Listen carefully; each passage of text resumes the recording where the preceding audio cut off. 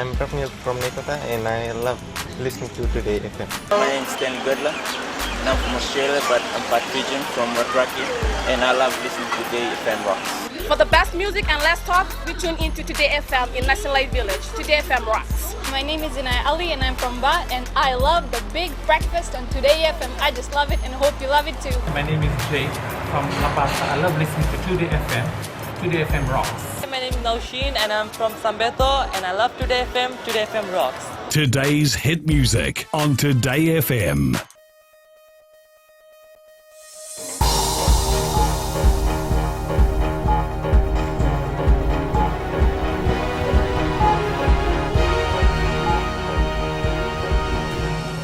Good evening, I'm Jackie Spate and this is FBC News. Tonight, 21 cases of alleged police brutality under investigation. Small island countries face difficulty securing climate change funding. And police on alert for possible crimes during festive season.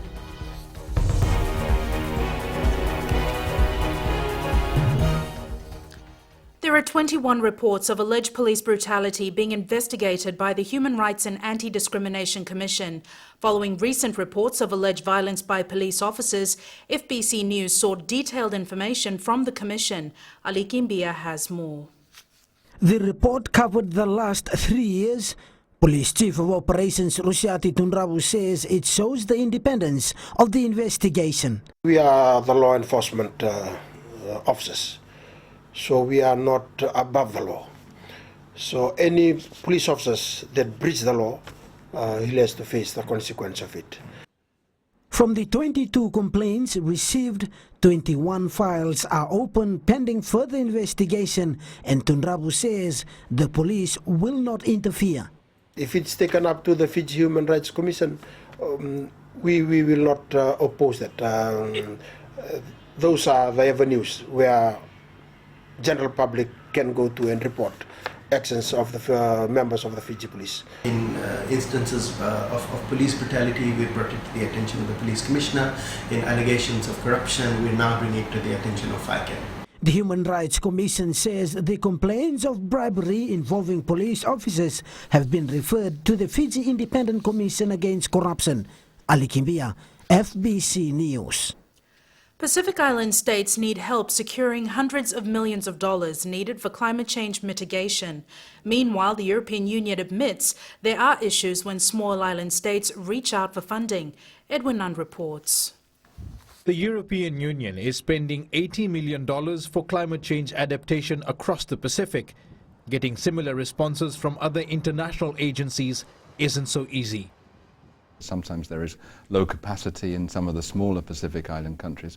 So I think we're very conscious of that, and we need to provide these countries with help to put together decent proposals so that they can get the funds which they need, which certainly they deserve. Ambassador Jacobs adds the Conference of Parties in Morocco next month will be important in getting countries to front up with their plans to reduce carbon emissions. Every country has made commitments, and now we need to hold those countries to account. We need to make sure that they follow up with real action. And I think that is really going to be the proof of a successful meeting in Marrakesh.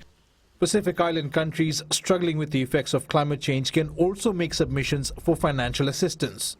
We need to show that this money is coming on stream, that it's being made available. And I agree that Fiji and other developing countries need to make their voices heard. They need to say very clearly, okay, we now have agreed on what needs to be done. Now we need support. The European Union has committed to decreasing carbon emissions by 40% by 2030. Edwin Nand, FBC News. Expect to see more police officers in busy shopping areas during the festive season. Chief of Operations ACP Rusiate Tunravu has assured the public their operations will counter any likelihood of criminals trying to take advantage of the celebrations. Savara Tambua has more. It's the busiest time of the year leading up to Diwali, Christmas and New Year's celebrations. Criminals also want a piece of the action, using the hustle and bustle of busy streets to target unwary shoppers. We will be starting from Tuesday, Wednesday, Thursday, you'll see there's the rise in terms of deployment, as we would like to provide that safety and security for those to come out and enjoy themselves in the Diwali. ACP Tun Rabu says that they want to provide a safe, conducive environment for all shoppers and businesses alike. Retailers are hoping this will boost their business. More police presence, the awareness on the streets would deter such people from, committing crimes. It's going to be a more help for us people, like it's going to get crowded and everything, we're going to get busy, so we'll need more help. It will be a great help for us, especially for business people. Divisional police commanders have been directed by Commissioner Brigadier General Sitweni Gilho to put in place relevant operational measures and to anticipate any change in the criminal landscape. Sabera Tambua, FBC News. Hundreds of people are flocking into towns and cities for Diwali shopping, stocking up on household items, clothes and groceries for sweets and savouries. Pranita Prakash reports this is one of the busiest times for retailers, most of whom extend their opening hours. The capital city is abuzz with people getting the essentials for the Festival of Lights, and the Suba Retailers Association has confirmed there will be extended shopping hours. Retailers will be opening from 7 a.m. Till late every day from this week onwards. This week we anticipate our retailers to open from 7 till 7:30, 8 p.m. and the malls will open late to cater for normal public. Plus the families that want to come down with children and shop with ease. Most families start saving months in advance in order to have enough to spend on the much-awaited Festival of Lights. Shoppers have also welcomed the decision by shops to open till late. Use the time to do a shopping at your own time. There is quite a lot of specials around, so that people can comfortably buy things. I think it is really good because especially for people like me, like I'm a pharmacist, I cannot leave the pharmacy during working hours, so it gives us more time to do shopping after work. For businesses, the extended hours means more profit. We have late hours open so that people can come. It will be more time for them to look around and buy things. We open extended hours so that they can come and shop around. People have more time in the afternoon to come and have a look at the product and choose whatever they want. Diwali is celebrated by Hindus around the world for a variety of reasons. The main theme is the triumph of light over darkness and good over evil. Fireworks and sweets are the main attractions of the festival.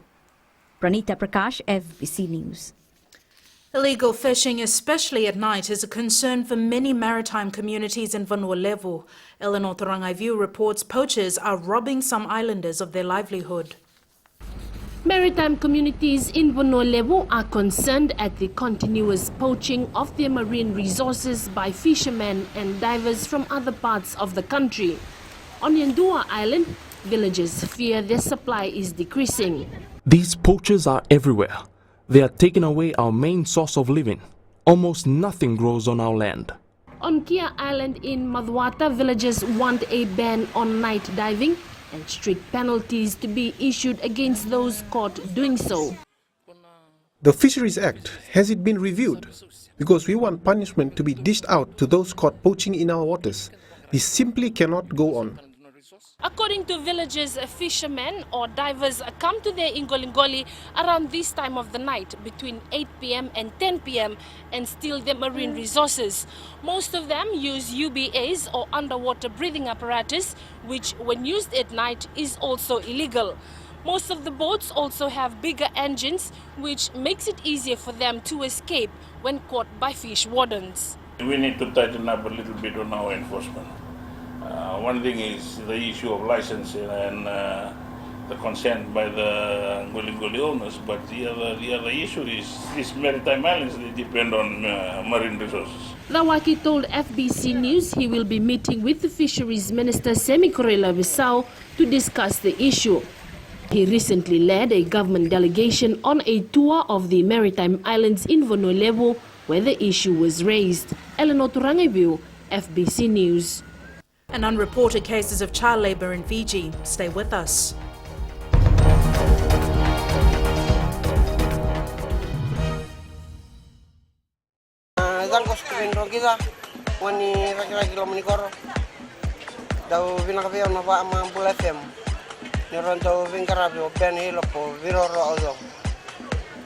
And Bula FM number 2 na sir. Yung Bula bina tanggung epeli untuk taliten na parang Bula FM na bu. Number 2 jinangan ng Bula FM na usur. Bula FM number 2 na sir. Bula siya puni pa ulambasa na ko bila merikibi Bula FM number 2 na sir. Talita itu ngai lambas. Bula FM number 2 na sir.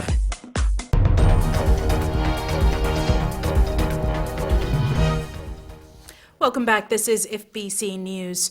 31-year-old Francis Tuinasakir has been hailed a hero for saving a life today. Prime Minister Volleyball Bainimarama arrived back into the country this morning, having wrapped up his first official visit to New Zealand. Leader of Government and Parliament Inia Seruratu described the last 2 weeks of state visit as successful, with the PM also visiting Australia. In a church farewell last night, Seruratu called on former Fiji residents to consider their investment opportunities. Fiji is always there, and we invite you. If you are not coming there, then we just need your money back in Fiji. We need you to invest in Fiji and help us build Fiji to be a better place for each and every one of us. It's understood while Bainimarama's New Zealand tour was confined to Auckland, there are plans for him to travel to other parts of the country at a later date. Police are searching for a suspected pedophile after a report was lodged last week claiming an incident of sexual assault on a minor. It's understood that a man attempted to grope, undress and kiss a primary school student while she was in a public library. Police spokesperson Ananai Soro told FBC News that the report was filed on Friday and they are working with investigators to apprehend the suspect. The incident happened in Suva and a report was lodged at the Totongo police station on Friday. FBC News understands in a separate incident, it's believed the same man tried to fondle young girls while at a public pool. Minister for Employment Chone Usumate believes there are unreported cases of child labour. Speaking at a child labour workshop in Lambasa this morning, Usumate says many people turn a blind eye to children working. Eleanor Tarangaivu reports. The Child Labour Unit has received only 5 cases of child labour this year, all of which have been resolved.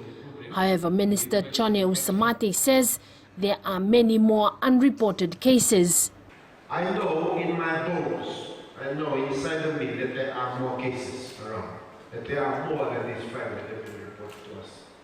I know you know it too, because you see it around you all the time. 188 child labour cases have been reported since 2011 and the children involved have been referred to schools.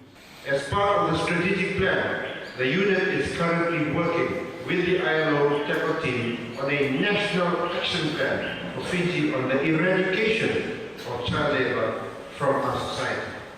The unit continues to create awareness in villages and communities to ensure that children aren't out working when they should be in school. Through the assistance of the ILO TAPA project, we have maintained a robust child labour database since 2012 that is able to provide and track child labour that has been reported and ensure that we refer these children to various schools for completion of their compulsory education. More than 30 labour and police officers are taking part in a 2-day workshop run by the International Labour Organization to understand the concepts and legal frameworks of child labour in Fiji. Eleanor Turangaivu, FBC News. A witness in the murder trial of Usai Kilaiverata has told the High Court on the day of the alleged incident he heard a loud bang and a constant thudding sound. Kilaiverata is charged for allegedly murdering his partner Losana McGowan at their home in Turak in April last year. Shireen Shivan reports. Winston Hill, a neighbour of Usaya Kilaiverata, recalled the day when the alleged offence took place. Hill told the court that in the early hours of Saturday, April 4th last year, he heard Kilaiverata calling out to open the door and he believes McGowan let him in. Winston Hill remembered hearing arguments between the two, saying the tone was loud, but minutes later things went quiet. He then heard a loud bang with constant thudding sound and thought Kilaiverata was hitting his head against the wall. The neighbor said things settled down and he left for work only to find out about the alleged murder later in the afternoon when he saw police in the apartment. One of the investigating officers told the court that Kilevirata walked into the Totongo police station in Suva at around 7:10 a.m. the same day and allegedly admitted to the offence. Sergeant Apisai Drendreyara says he interviewed Kilevirata a day after the incident and the defendant was still in shock and remorseful for what had happened. Drendreyara then took Kilevirata to the apartment and was shown the spot where McGowan fell after allegedly being punched. The witness told the court the details are not mentioned in the caution interview because he wrote on a piece of paper. State lawyers asked for the documents to be presented to the court. However, Drendreyara said he won't be able to. The trial continues in the Suva High Court tomorrow with the pathologist who examined McGowan's body to give evidence. Sharin Shivan, FBC News. The Fiji National University Student Association election is tomorrow. The Fijian Elections Office is tasked with conducting the election, with 32 candidates contesting 15 positions. 17 candidates are males and 15 are females. Approximately 12,000 ballot papers for 3,301 voters. The election will take place at 4 campuses: Koronivia, Pacifica, Tamavoa and Lambasa.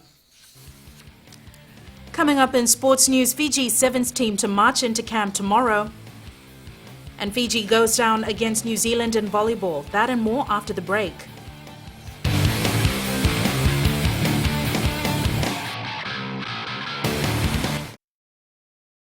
मैं जुगेन नंबिलो तालिब से radio Fiji 2 24 घंटे मेरे साथ साथ रहता है। हम मंगेरी ताउका के ललेश है। हमारे दिल में और दिमाग में खाली रेडियो फिजी 2 है और सभी भाइयों से आग्रह करते हैं कि रेडियो फिजी 2 सुनना चाहिए। मेरा नाम अभिनेश है, मैं निंदी का रहने वाला हूँ। मैं सभी समय रेडियो फिजी 2 सुनता हूँ क्योंकि उसमें आईना प्रोग्राम रहता है। हाय, मैं उमेश नसासा नाबुआ से। मैं जब भी सुना रेडियो फिजी 2 सुना। रेडियो फिजी 2 देश की धड़कन। रेडियो फिजी 2 देश की धड़कन।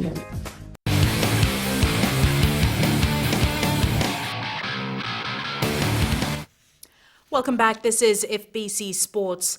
Match officials in the Lautoka versus Lambasa match in the Vodafone Premier League instructed police to intervene and take Lautoka coach Kamal Swami off the field. What I've been briefed is that the police officers intervened because of his rowdy behavior, and the officials are complaining themselves. State that the police officers, they acted when they were tried to intervene on the situation that arises at the park on that day. The Fiji Football Association is awaiting an official report from Lautoka football and match officials before deciding the next course of action. The Bar football side needs 8 more points from its remaining 4 matches to win this year's Vodafone Premier League competition. The Men in Black lead the standings with 25 points after 10 matches, while Lautoka, which has a match in hand, is in second spot with 17. Rewa and Suva have 16 points each, followed by Lambasa on 15, with Nandi a further 4 points behind. In matches this week, Nandi hosts Lautoka at 7:30 p.m. on Friday at Prince Charles Park. In the Battle of the Northerners, Driketi plays Lambasa at Subrel Park at 1:30 p.m. on Saturday. Later that day, Rewa plays Nandi at 3 p.m. at Nausori's Ratudakumbau Park. Fiji's gold medal winning captain Osea Kolini-Sao will form part of the Rugby Sevens Beyond Rio panel at World Rugby's conference and exhibition in London next month. With less than 1 month to go before the conference, World Rugby has announced the speaking lineup for its panel. Kolini-Sao will be joined by World Rugby Head of Competitions and Performance Mark Egan, USA Men's Sevens coach Mike Friday, and HSBC Global Head of Sponsorship and Events Morgan. The speakers will come together to provide expert analysis on what the future holds for Rugby Sevens following its game-changing moment at Rio 2016. The conference will be held on the 14th and 15th of November.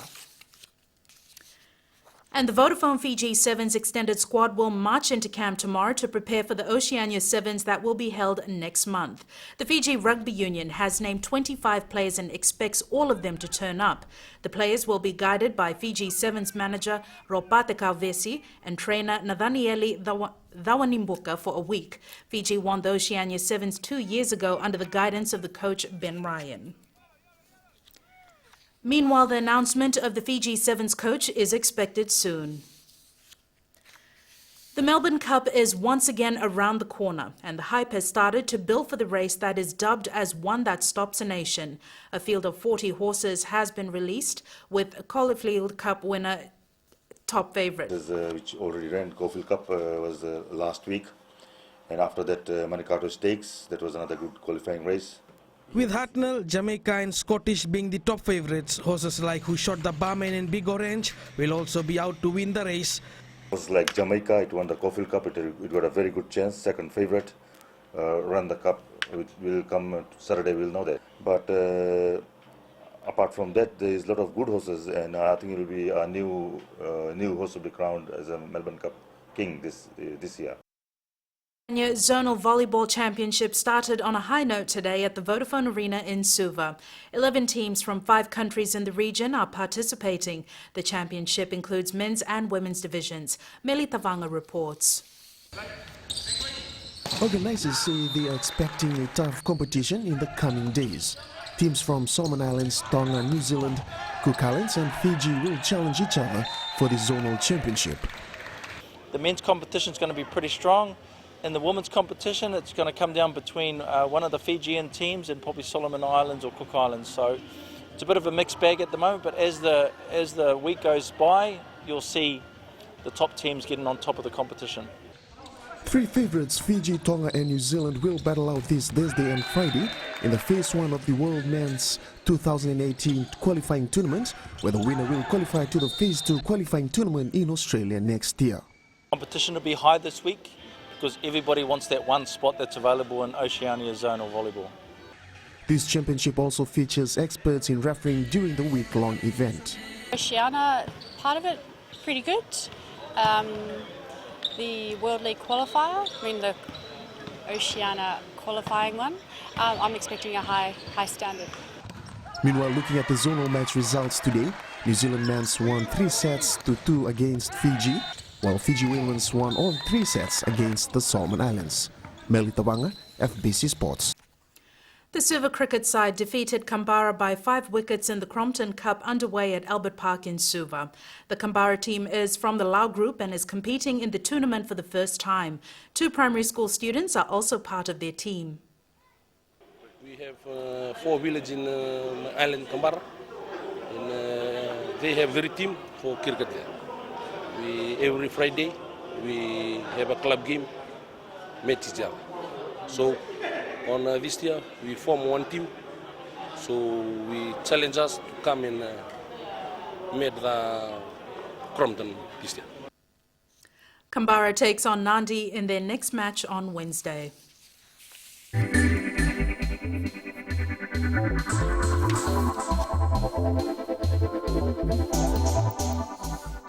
Fiji Airways has introduced new self-check-in kiosks at its counter in Melbourne's airport in Australia.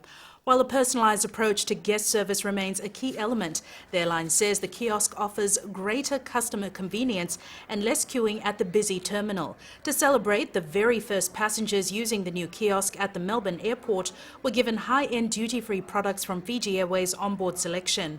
The airline installed kiosks next in Auckland, followed by further trials across the network, including Nandi.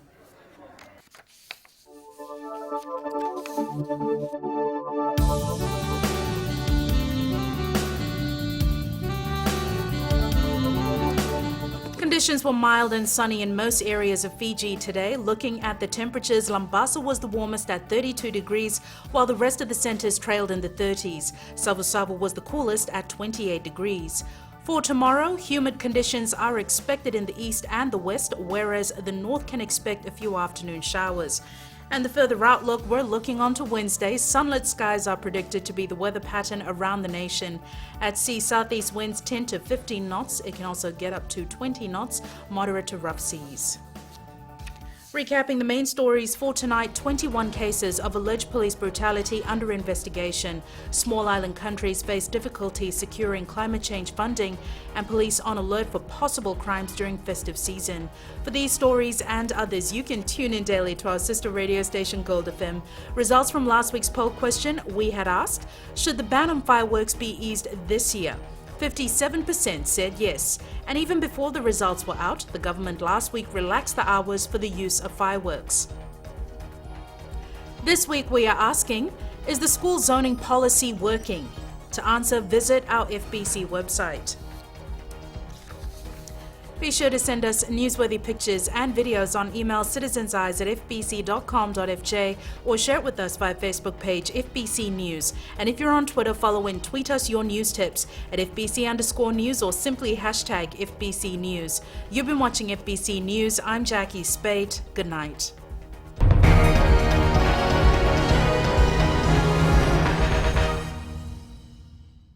Yandra! I love listening to Gold FM at Golden Point Resort. Gold FM, only the classic hits. Hola, my name is General from Recreative Village. I love listening to Gold FM, only the classic. I'm Moses from Valeu. I love listening to Gold FM, only the classic hits. My name is Marida Manako. I'm from Kandavu. I like listening to Gold FM, only the classic hits. My name is Filipa from Tavor Town. I love listening to Gold FM, only the classic hits. Gold FM, only the classic hits.